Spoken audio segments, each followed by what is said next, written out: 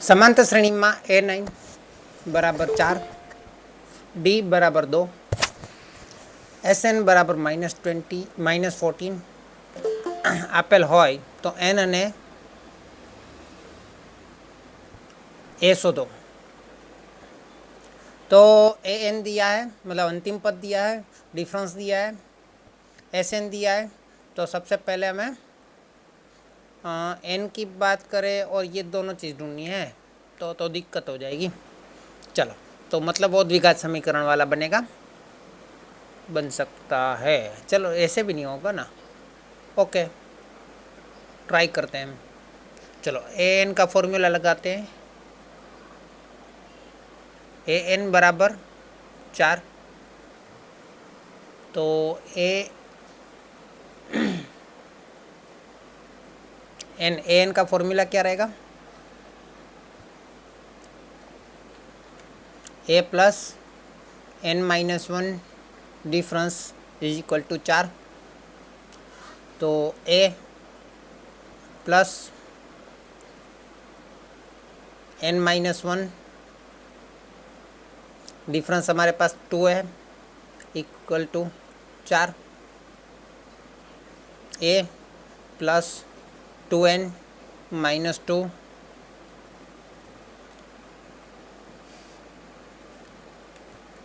-2 equal to 4। A plus 2N equal to 4 plus 2 and A plus 2N equal to 6। यह में चलो result number 1 मिला। अभी SN का फॉर्मूला लगाते हैं। SN is equal to -14।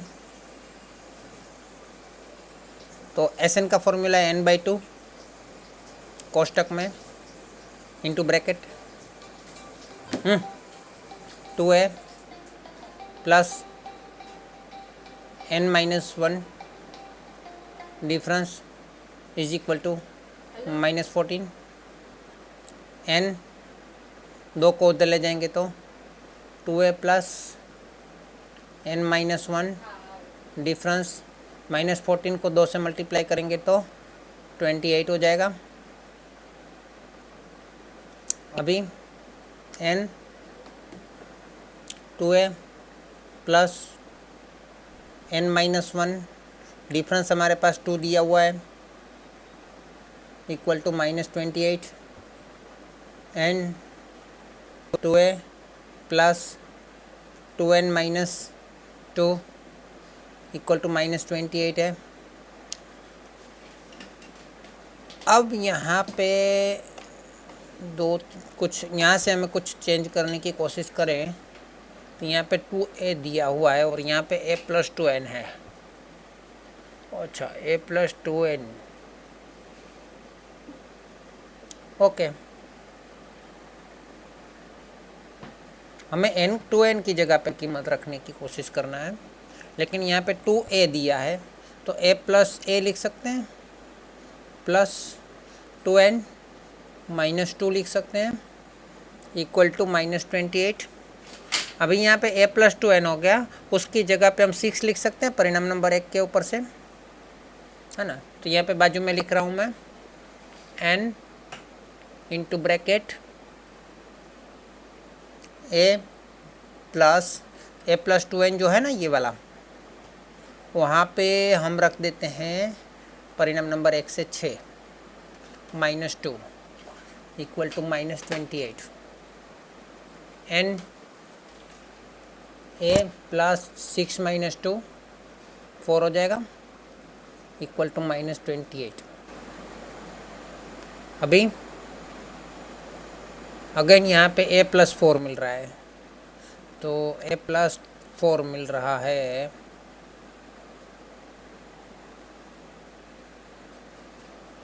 तो क्या कर सकते हैं, यहाँ से तो कुछ हासिल नहीं हो रहा है।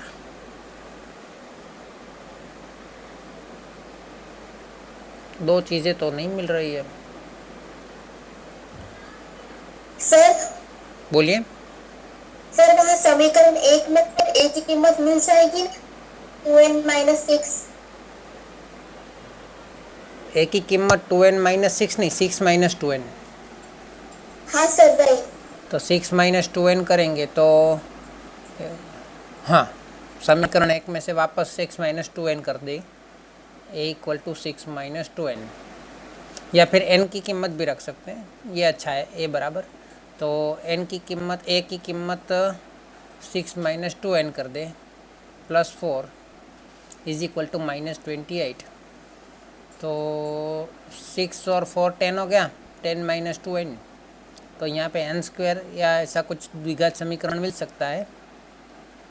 तो 10n-2n² बराबर -28। सबको 2 से डिवाइड कर देते पहले। 5n-n² equal to -14। चलो, n² -n² plus 5n plus 14 equal to 0 हो गया। अब सबको नेगेटिव मतलब माइनस से मल्टीप्लाई करेंगे तो प्लस हो जाएगा, n² -5n -14 इक्वल टू 0। बस अभी आपको n मिल जाएगा। तो 14 और n, तो 14 का 2 भाग करना है कि 5 आए, तो यहाँ पे हम देख लेते हैं। 14 1 ज़ा 14, 7 2 ज़ा 14, तो 7 - 2 5 मिल रहा है। तो यहाँ पे n² -5 की जगह 7 - 2 रख सकते हैं, और n और 14 equal to 0। n² -7n +2n -14 equal to 0। n common निकाल लेते हैं, n-7 +2 कॉमन निकाल लेते हैं, n-7 equal to 0।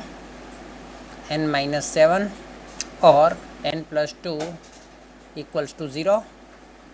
n-7 equal to 0 हो सकता है, या n+2 इक्वल टू 0 हो सकता है। n इक्वल टू 7 हो सकता है, लेकिन n इक्वल टू -2 संभव नहीं है ना। तो n -2 तो हो ही नहीं सकता, उल्टा थोड़ी जाना है हमको। तो n इक्वल टू 7 मिल गया। और वही समीकरण में, ये वाला समीकरण में भी रख सकते हैं, एक की कीमत वाला परिणाम नंबर 1 में जो मिला ना, एक के ऊपर से दूसरा, चलो ये दूसरा ले लेते हैं। तो a equal to 6-2n equal to 6-2 into 7, तो 7 2 ज़ा 14, तो 6 में से 14 जाएगा तो -8 बचेगा, तो ये आपको -8 मिल जाएगा। 0 અને 50 વચ્ચેના અયુગ્મ પૂર્ણાંકોનો સરવાળો શોધો। तो पहली बात तो यहाँ पे अयुग्म बोला है। अयुग्म बोला है मतलब जो 2 से गुणा नहीं हो सकता। जो 2 से गुणा नहीं हो सकता मतलब अयुग्म मतलब विषम संख्या, एकी संख्या है ना, जे 2 થી ગુણાકાર नहीं કરી શકાય। तो એવી 0 અને 50 વચ્ચેની પહેલી સંખ્યા કઈ આવશે? प्रथम संख्या 0 और 50 के बीच में 1 है। हाँ, तो वो हमारा प्रथम पद बन जाएगा, a बराबर प्रथम पद। डिफरेंस कितना होगा? सामान्य अंतर, डिफरेंस कितना होगा? 2 होगा। Very good. और अंतिम पद कौन सा है? 49 हो सकता है। हाँ, वेरी गुड, 49। ए एन बराबर 49। तो पहले हम इसका एन ढूंढ लेते हैं। एन मिल जाएगा तो हमको बाकी काम हो जाएगा। तो ए एन बराबर 49। तो ए एन का फॉर्मूला क्या है? A plus n-1 D is equal to 49। A हमारे पास है 1 प्लस n-1 और डी हमारे पास है 2 इक्वल टू 49। तो 1 को तो उधर ले जा सकते हैं, n-1 into 2 equal to 49 -1 n-1 into 2 equal to 48। 2 को इधर ले जाएंगे, n-1 इक्वल टू 48/2 1 को इधर ले जाएंगे तो n-1 equal to 48/2, sorry n-1 n equal to, क्योंकि 1 को तो इधर लाएंगे ना, प्लस कर देंगे, लेकिन n यहाँ पे 48/2 24 हो जाएगा, तो n इक्वल टू कितना मिल जाएगा हमको 25। टोटल 25 पद है, तो अभी उसका टोटल करना है। तो Sn बराबर प्रथम पद भी है हमारे पास, अंतिम पद भी है, तो वही रख देंगे। हमें तो खाली n की आवश्यकता थी, वो हमने ढूंढ लिया। तो n/2 मतलब n हमारे पास है 25/2। a हमारे पास प्रथम पद था 1 और अंतिम पद था 24, अंतिम पद 49। ओके, तो 25/2, 1 + 49 is also 50, then 2 × 25 50, 25 × 25 625, this is our answer।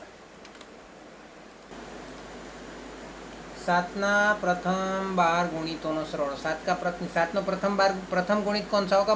7 खुद ही होगा, है ना। तो प्रथम पद a1 बराबर 7 हो जाएगा, है ना। डिफरेंस कितना होगा? तो डिफरेंस भी 7 हो जाएगा। और बार गुणित बोला है तो यहाँ पे n बराबर 12 हो जाएगा, 12 हो जाएगा। तो Sn बराबर n/2 2a plus n-1 b, 12/2, तो a कितना है 7 प्लस n तो 12 है, -1 डिफरेंस 7, 6 14 11 7, 6 14 77, 6 11 7 91, 6 5 4 6, ये हमारा आंसर रहेगा। देखो, कोई भी गुणित होता है तो क्या होता है? 7 14 21, 7 चौक 28, तो प्रथम पद कौन सा है? उसको हम a बोलेंगे, a बराबर प्रथम पद होता है 7। हाँ, और डिफरेंस कैसे मिलता है? तो डिफरेंस मिलता है a2 - a1 से। a2 मतलब दूसरा पद कौन सा है हमारा? 14। 14 में से a1 प्रथम पद माइनस करेंगे तो क्या आएगा? 7 ही आएगा ना, क्योंकि 7 का गुणित है तो 7 आएगा, 2 का गुणित होगा तो 2 आएगा, 5 का गुणित होगा तो 5 आएगा। ठीक है, देखो ये सवाल जो है ना, उसको पहले पढ़ते भी हैं और उसको थोड़ा प्रेक्टिकल समझते हैं। કોઈ એક શાળાના વિદ્યાર્થીઓના સમગ્ર શૈક્ષણિક પ્રદર્શન માટે અપાતા 7 ઇનામો માટે કુલ 700 રૂપિયાની જોગવાઈ કરવાની છે। જો પ્રત્યેક ઇનામ આગળના ઇનામ કરતાં 20 રૂપિયા ઓછું હોય તો પ્રત્યેક ઇનામની રકમ શોધો। तो देखो यहाँ पे सबसे पहली बात तो ये है कि समझ लीजिए कि आपकी स्कूल में ऐसे पूरे साल के जो परफॉर्मेंस है, प्रदर्शन मतलब परफॉर्मेंस है ना, तो पूरे साल का जो परफॉर्मेंस है उसके ऊपर से 1 से 7 नंबर को विजेता घोषित किया जाता है। और 1 से 7 नंबर जो विजेता होते हैं, है ना, 1 से 7 नंबर दिए जाते हैं और 1 से 7 नंबर को कैश प्राइज मिलता है। क्या मिलता है? कैश प्राइज मिलता है। तो पहले नंबर को कुछ मिलेगा, दूसरे नंबर को कुछ मिलेगा, तीसरे नंबर को कुछ मिलेगा, चौथे नंबर को मिलेगा, 5वें नंबर को, छठे नंबर को और 7वें नंबर को। तो 1 से 7 नंबर को कैश प्राइज दिया जाता है ना। लेकिन वो कैश प्राइज देने के लिए टोटल कितना रुपया निकाला गया है? तो टोटल 700 रुपया निकाला है। कितना रुपया निकाला है? टोटल 700, 700। ओके, ये टोटल जो 700 है इन सबको देना है। तो क्या सबको 100 रुपया देते चलेगा? टोटल 700 रुपया है, 7 जन है तो सबको 100 रुपया दे देते हैं, चलेगा कि नहीं चलेगा? बोलो। नहीं चलेगा। क्यों नहीं चलेगा? क्योंकि तो फिर फर्स्ट वाले को ज़्यादा मिलना चाहिए, लास्ट वाले को कम मिलना चाहिए, है ना। तो मैं तो यहाँ पे बिना कुछ गिनती किए हुए आंसर निकाल सकता हूँ, है ना। यहाँ पे बोला है कि हर एक को पहले नंबर से दूसरे नंबर को 20 कम, भी दूसरे नंबर से तीसरे नंबर को 20 कम, तीसरे नंबर से चौथे, चौथे को पांचवे, पांचवे को छठे, छठे को, सबको 20-20 कम मिलना चाहिए, है ना। तो पहले को मैं 100 दे दूंगा तो इस दूसरे को 80 दे दूंगा, चलेगा? चलेगा कि नहीं? उसके बाद 60 दे दूंगा, नहीं चलेगा, क्योंकि तो 700 खत्म नहीं होगा ना जल्दी, तो 700 खत्म नहीं होगा, हमें 700 को खत्म भी करना है। तो एक काम करता हूँ, मैं एकदम बीचों बीच वाले को 100 दे देता हूँ, उससे कम वाले को 80, 60, 40, और यहाँ पे बढ़ाता जाता हूँ 120, 140, 160 हो गया। देखो टोटल करो, 700 हो गया, और सबके बीच में 20-20 का डिफरेंस है कि नहीं? हाँ सर। हाँ, तो आंसर आ गया, बस इसमें गिनती करने की क्या ज़रूरत है? ज़रूरत है? पहले नंबर को 160 मिलेगा, दूसरे को 140, तीसरे को 120, चौथे को 100, हो गया ना 20-20 का डिफरेंस, और सबका टोटल भी 700 हो रहा है। क्लियर? सर इसको लिखेंगे कैसे? तो ऐसे थोड़ी लिखना है, मैंने बताया ऐसे, है ना, इसको तो समझ के गिनती करके लिखना है, ठीक है। तो हमें यहाँ पे ये समझना है कि ये जो 700 है वो क्या दिया है हमको, वो SN दिया है, टोटल दिया है सबका, मतलब S7 दिया है, SN नहीं लेकिन S7 दिया है ना। और यहाँ पे जो सबको इनाम मिलने वाला है वो समांतर श्रेणी बनेगी कि नहीं बनेगी? समांतर श्रेणी बनेगी। तो S7 आपको दिया है 700, और ये समांतर श्रेणी बन रही है, तो प्रथम पद कौन सा है उसका? A1 पता नहीं है, प्रथम पद कौन सा है पता नहीं है, क्वेश्चन मार्क। क्लियर? प्रथम पद पता नहीं है ना, लेकिन डिफरेंस आपको पता है, डिफरेंस कितना है? 20-20 रुपया कम करना है ना, तो -20 होगा डिफरेंस, 20-20 रुपया कम करना है ना, इसलिए प्रथम पद से दूसरे पद का डिफरेंस कितना होना चाहिए? -20 होना चाहिए।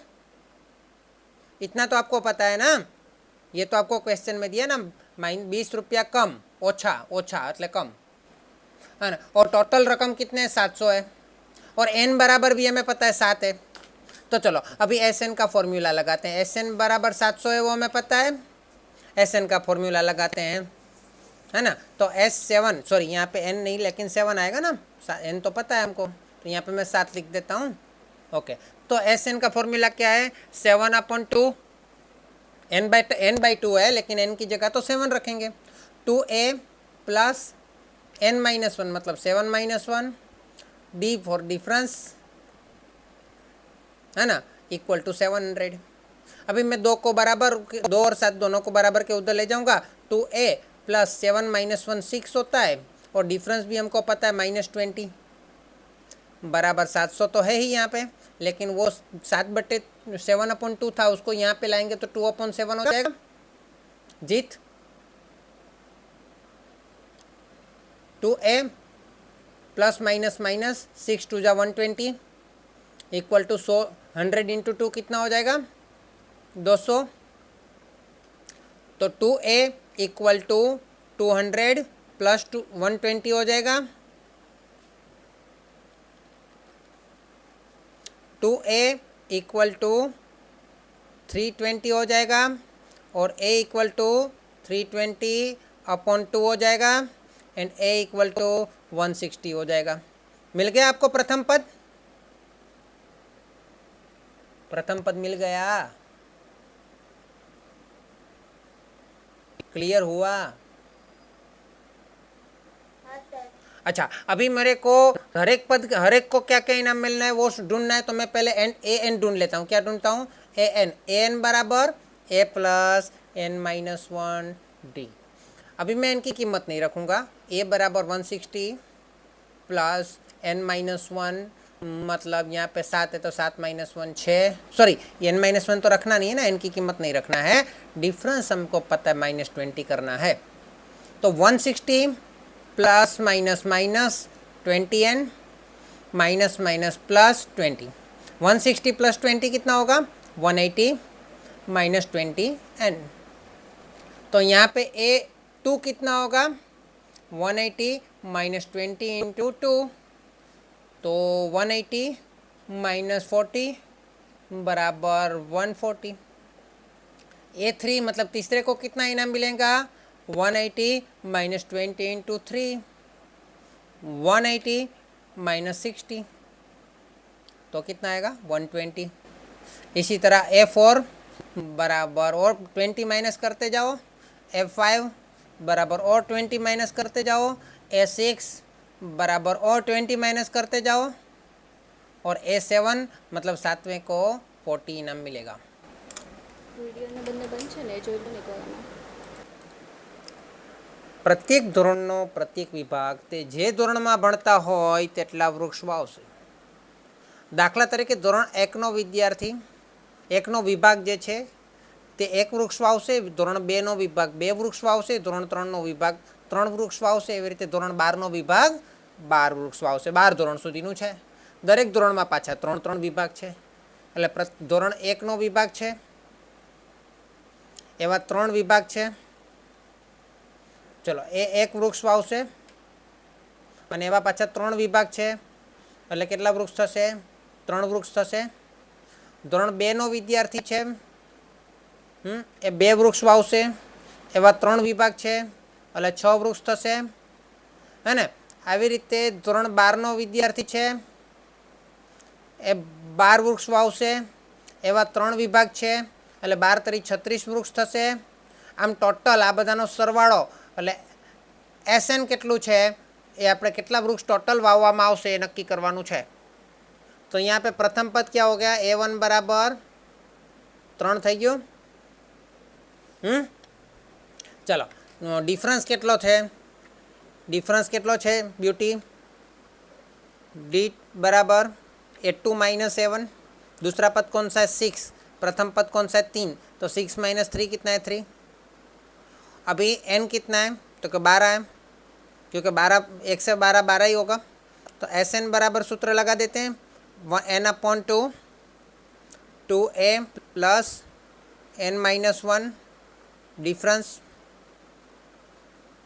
n कितना है? 12, 12/2 2a, a कितना है? 3 प्लस n कितना है? 12-1 और d डिफरेंस कितना है? 3. 12/2 6, 2 इंटू 3 अगेन 6 प्लस 12-1 11 इंटू 3, तो क्या होगा? 6 प्लस 33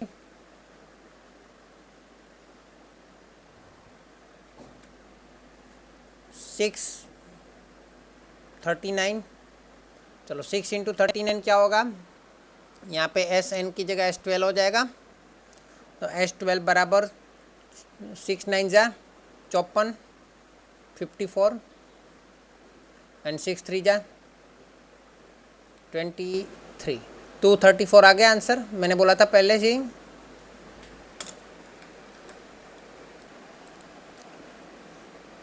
હોય તો આવા 13 ક્રમિક અર્ધવર્તુળોથી બનતા કુંતલની લંબાઈ શોધો.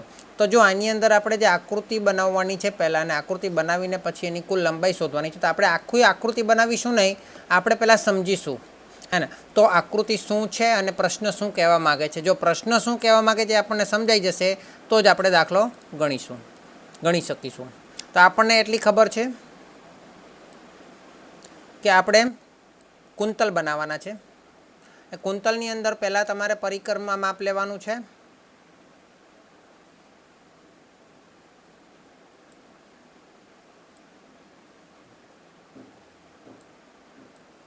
.5 અને 2 બિંદુ લેવાના છે.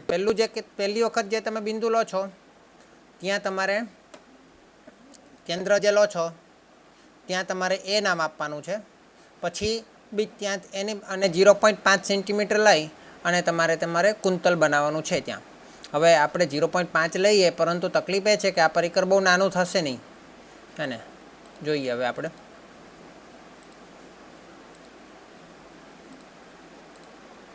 ઓકે, પરિકરને નાનું કરી 4.8 સુધી થાય છે, એનાથી નાનું થતું નથી. તો 4.8 છે તો હું 5 નહીં લઈ શકું અહીંયા.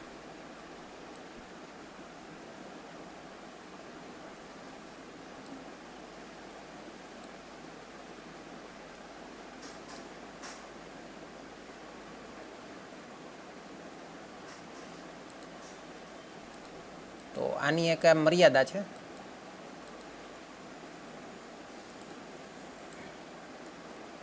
કશો વાંધો નહીં, હું તમને બતાવું તો